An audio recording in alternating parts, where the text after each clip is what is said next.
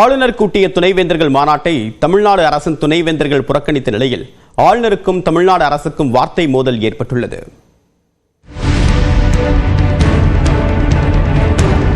நீலகிரி மாவட்டம் உதகையில் உள்ள ராஜ்பவனில் 2 நாள் துணைவேந்தர்கள் மாநாடு தொடங்கியது.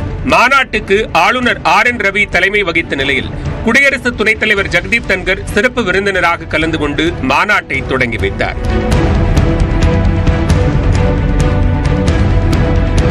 The Gurukul concept is sublime.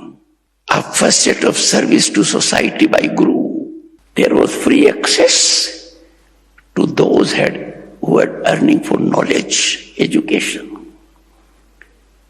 The Guru in Gurukul took everyone under his fold as part of that family. இந்த மாநாட்டில் ஆளுநர் வேந்தராக இருக்கும் மாநில அரசின் பல்கலைக்கழக துணைவேந்தர்கள் யாரும் பங்கேற்கவில்லை. இதுகுறித்து பேசிய ஆளுநர் RN ரவி மாநாட்டில் கலந்து கொள்ளக்கூடாது என பல்கலைக்கழக துணைவேந்தர்கள் மிரட்டப்பட்டதாக குற்றம் சாட்டினார்.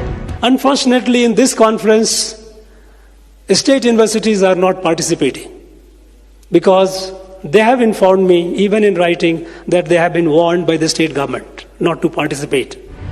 இந்நிலையில் ஆளுநர் மாளிகை தனது எக்ஸ் பக்கத்தில் ஆளுநர் RN ரவியின் அறிக்கையை வெளியிட்டது.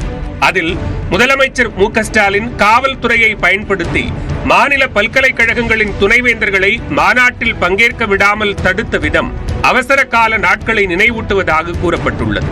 தமிழ்நாட்டில் காவல் ராஜ்ஜியமா நடக்கிறது என்றும் கல்வி மாநாட்டில் கலந்து கொள்ள துணைவேந்தர்களுக்கு கல்வி சுதந்திரம் இல்லையா என்றும் ஆளுநர் கேள்வி எழுப்பியுள்ளார்.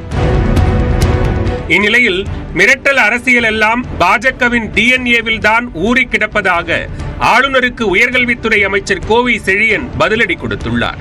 அவர் வெளியிட்டுள்ள அறிக்கையில் தமிழ்நாடு அரசோடு மல்லுக்கட்ட வேண்டும் என்ற ஆத்திரத்தில் ஆளுநர் துணைவேந்தர்கள் மாநாட்டை கூட்டியிருப்பதாக குறிப்பிட்டுள்ளார். உச்சநீதிமன்ற தீர்ப்பை அறிந்து துணைவேந்தர்கள் மாநாட்டை புறக்கணித்திருப்பதாகவும் அதற்கு மாநில அரசு எப்படி பொறுப்பாகும் என்றும் அமைச்சர் கேள்வி எழுப்பியுள்ளார். ஆளுநர் அரசியல் செய்ய ஆசைப்பட்டால் தமிழ்நாடு பாஜக தலைவர் பதவியில் போய் அமர்ந்திருக்கலாமே என்றும் அரசியல்வாதிகளை ஆளுநர்களாக நியமிக்க கூடாது என சொன்ன மோடியின் அரசுதான் ஆளுநர்களை வைத்து அரசியல் செய்வதாகவும் அமைச்சர் குறிப்பிட்டுள்ளார். மிரட்டல் அரசியல் எல்லாம் பாஜகவின் DNA-வில் தான் ஊறி கிடப்பதாகவும் மிரட்டுவது உங்கள் DNA-வில் இருந்தால் துணிந்து மாநில உரிமைகளுக்காக நிற்பது எங்கள் DNA-வில் இருப்பதாக அமைச்சர் கோவி செழியன் கூறியுள்ளார்.